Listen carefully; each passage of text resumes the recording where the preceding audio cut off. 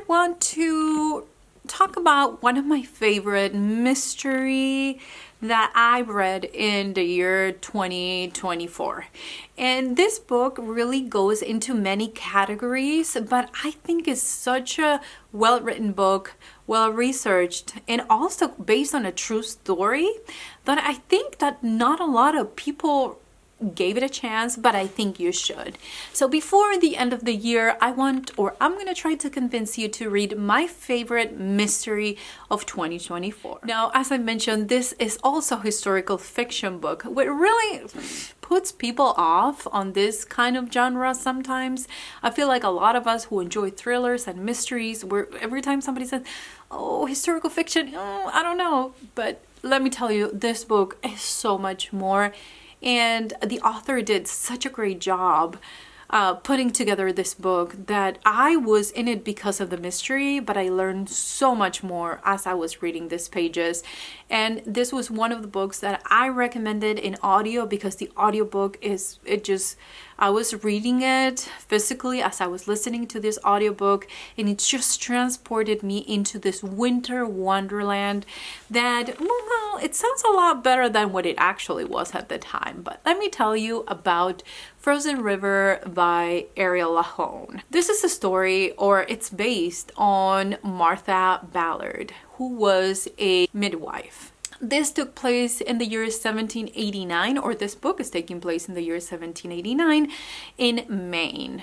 And it starts with a few guys finding this body in the river that it's already frozen.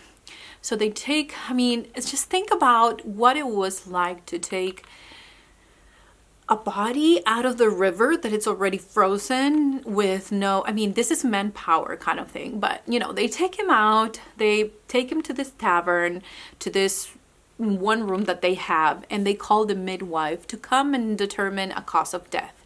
She goes there and she's like, this guy was murdered. And she leaves because it's very evident that this guy was murdered and he was thrown into the water after that.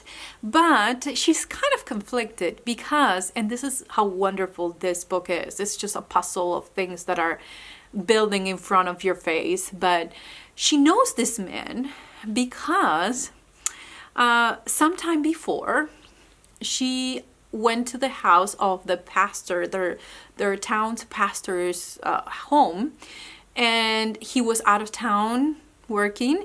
She was alone, and she was raped by two men. And this one was one of them. The other one, mind you, both of these people are really powerful people in this town, and they were men, which made it so much more important than any woman back then.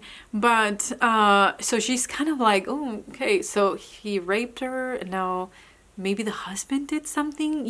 She started to put things together, but she knew that in her heart and, in her experience, this guy was murdered. Now, fast forward to something happens and they get a second opinion from the doctor. He's a man and he's a doctor, and he looks at the body and says, no, he just drowned. And she's like, what the heck? It's obvious that he didn't drown because of this and because of that. But then this is 1789, so it's a woman's word against a man's word, and it's so frustrating to see it in action. But she is so smart.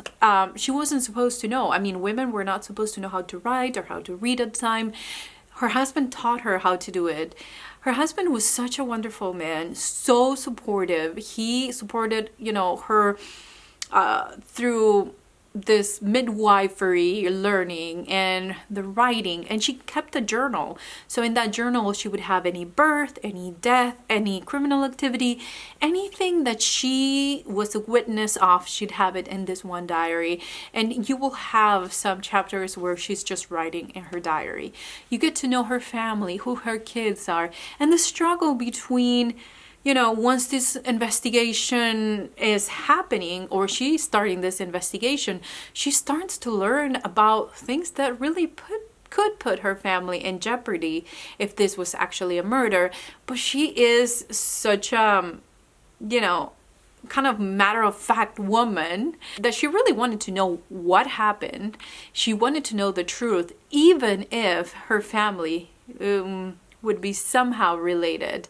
And you go through the trials, through the evidence, through how hard it even was to get to this one place where the trial was going to happen in the middle of the winter. It's such an atmospheric book. It's such an eye-opening. It kind of transports you to that time, what it was like to give birth at that time, you know, the boiling water, the towels, this and that. It was just a wonderful, wonderful book that I think you need to read, because you cannot go into 2025 without reading this book. Honestly, I kept reading because of the mystery, but as I said before, I stayed because this was such a journey that I felt like it was just happening in my brain like a movie, and I could not put this book down. It is not here, or I would have shown it to you, but I'm gonna order it from Book of the Month. So if you do have Book of the Month, you can have it as an add-on for $11 something, $12 that you can have as an add-on. It's a hardcover book, and I think it's 400 pages. I could be wrong, but it's kind of a longer book. But I think that if you really enjoy it, like if you give it a try, get it from the library, give it a try, I hope that you enjoy it as much as I did, because the mystery was amazing. And even right now, like when people come to book club, there's this one lady that sometimes we look at each other and we're like, can you believe that bleep did it? Because it's like, you would have never guessed throughout this book that this is what happened, and it just, you know, that's what happened. So I can't recommend this book enough. The epilogue tells you so much more about this family that by the end of the book you feel like you know, and you want to know what happened to her, and what happened to the sister, and what happened to the brother, and what happened to the kid. Just such a wonderful story, and I really enjoy it thoroughly. And again, I got so much more that what I wanted from this book. So I hope you read it, you give it a try.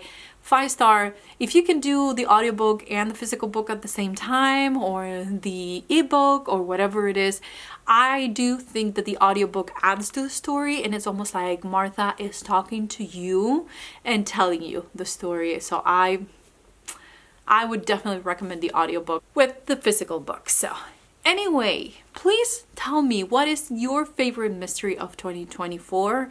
I would love to have that book added to my TBR. I'm always looking for something more to read before the end of the year, so please share that with me down below.